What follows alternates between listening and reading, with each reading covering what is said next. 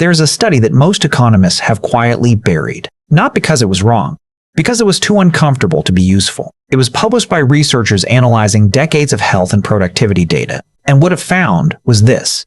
Being chronically lonely is as damaging to your physical health as smoking 15 cigarettes a day. Not emotionally damaging, physically, biologically. 15 cigarettes per day. Every day you go without genuine human connection, your cardiovascular system deteriorates at roughly the same rate as someone who smokes half a pack. Your immune system weakens, your inflammatory markers rise, your cortisol stays elevated, your sleep degrades, and your cognitive function declines. We have spent decades building systems, laws, entire government agencies dedicated to protecting people from the documented dangers of tobacco. We put graphic warning labels on cigarette packs. We banned smoking in public places. We taxed it until it became a luxury almost no one could casually afford. And at the exact same time, we built an entire civilization that quietly, systematically dismantled the social infrastructure that keeps human beings mentally and physically healthy. We called it progress. In 2023, the World Health Organization declared loneliness a global public health epidemic. The most senior public health body in the world put loneliness in the same category as infectious disease, obesity, and climate change as a structural threat to human welfare. 1 in 6 people worldwide experiences persistent loneliness. 1 in 6. That is over 1 billion human beings who, right now, do not have enough meaningful human connection to sustain their biological and psychological health. And what makes this number genuinely alarming is not the scale alone. It is who those people are. Because if you asked someone to picture a lonely person, they would probably picture an elderly man eating dinner alone. A widow. Someone retired and isolated. The data paints a radically different picture. As of 2026, Gen Z, people born between the late 1990s and early 2010s, reports the highest rates of loneliness of any demographic group ever systematically measured. The most digitally connected generation in the history of the human race is simultaneously the most socially isolated. Think about that carefully, because it tells us something critical. Connectivity is not the same as connection. Followers are not the same as friends. Engagement metrics are not the same as belonging. The smartphone gave us a communication tool of unprecedented power, and we used it to replace the very thing it was supposed to supplement. We traded the dinner table for the feed, the neighborhood for the algorithm, the conversation for the comment section, and we are paying for it in ways we have not even begun to fully calculate. Let's talk about the economic cost, because this is where the story stops being philosophical and starts being urgent. Gallup released its Global Workforce Report in 2026. The headline was stark. Low employee engagement driven substantially by social disconnection, isolation, and the collapse of meaningful workplace relationships cost the global economy an estimated $10 trillion in lost productivity in 2025 alone. $10 trillion. To put that in perspective, the entire GDP of Germany, the world's third largest economy, is roughly $4 trillion per year. The economic hole created by loneliness and disengagement is 2.5 times the entire output of Germany, every single year, just disappearing. In the United States specifically, stress and social isolation-driven absenteeism cost employers over $154 billion annually. That is before you account for presenteeism, people who show up to work but are so mentally depleted they produce a fraction of what they are capable of. The math compounds in healthcare costs too. Chronically lonely people use emergency medical services at dramatically higher rates. They are more susceptible to heart disease, stroke, and dementia. They recover more slowly from illness.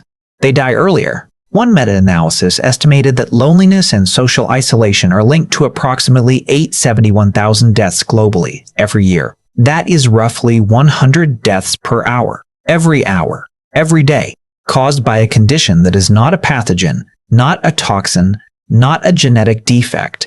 It is just the absence of other people. Now, here's where the story takes a turn that most people do not see coming. Because if loneliness is a problem of this scale, if 1 billion people are suffering from it, if it is costing the global economy $10 trillion a year, if it is killing 100 people per hour, then it is also one of the largest market opportunities in history. And the market noticed. Enter the loneliness economy. In 2026, the commercial ecosystem built around human social connection, AI companion apps, digital mental health platforms, senior care technology, social wellness services, professional networking tools, online community platforms, represents a market valued at approximately $1.5 billion. and analysts project it will expand to $27.5 billion within a decade. But that is the conservative number. The AI companion market alone, just the artificial intelligence apps designed to provide simulated social and emotional connection, was valued at $37 billion in 2025, and it is projected to hit $552 billion by 2035. $500 billion. For artificial friends, let us pause on that for a moment, because the business model here is worth examining very carefully. Apps like Replica, Character, AI, and dozens of competitors are not selling you a product. They are selling you a simulation of the thing your biology requires to function. They are monetizing the gap between the social connection your nervous system evolved over hundreds of thousands of years to need, and the human contact that the modern economy systematically eliminated. You were made lonely, and now someone is selling you the cure. This is the ultimate expression of the financialization of human experience. We dismantled the social infrastructure through urban design that eliminated public gathering spaces, through work culture that consumed the hours previously dedicated to community, through digital platforms that optimized for engagement over genuine relationship. And then we built a $500 billion industry to sell simulated connection back to the people we disconnected. It is not a conspiracy, it is an emergent economic logic, but it is worth being clear-eyed about what it means. Because the AI companion is not a solution. The research is unambiguous on this. AI interaction can reduce the acute pain of loneliness in the short term. It can provide a sense of being heard. It can stabilize mood, but it does not restore the biological and psychological benefits of real human connection. It does not reduce inflammation. It does not improve sleep architecture. It does not lower cortisol. It does not extend your lifespan. It is palliative, not curative. And there is a deeper danger here. Multiple studies are now showing that heavy reliance on AI companions can actually increase long-term social isolation by reducing the discomfort that would otherwise motivate people to seek genuine human contact. The friction of real relationships, the awkwardness, the miscommunication, the vulnerability required is also the mechanism by which real connection is built. Remove the friction, and you also remove the growth. But the market does not have an incentive to tell you that. The market has an incentive to keep you subscribed. This brings us to the structural question. How did we get here? And this is where the story becomes not just a health story, not just an economic story, but a design story. Because loneliness at this scale is not natural. It is not the default state of the human animal. For the vast majority of human history, isolation was the exception and community was the norm. We lived in dense tribal groups. We ate together, worked together, celebrated together. Solitude was a temporary condition, not a permanent lifestyle. The modern city, as currently designed, is extraordinarily effective at concentrating people while simultaneously preventing them from connecting. You can live in an apartment for 5 years and never learn your neighbor's name. You can commute to work surrounded by hundreds of people and interact with none of them. You can spend an entire weekend within walking distance of thousands of people and be profoundly alone. We did not design our environments for human flourishing. We designed them for economic efficiency. And those two things often conflict. The death of the third place is a critical part of this story. The sociologist Ray Oldenburg coined the term third place to describe the spaces that exist between home, the first place, and work, the second place.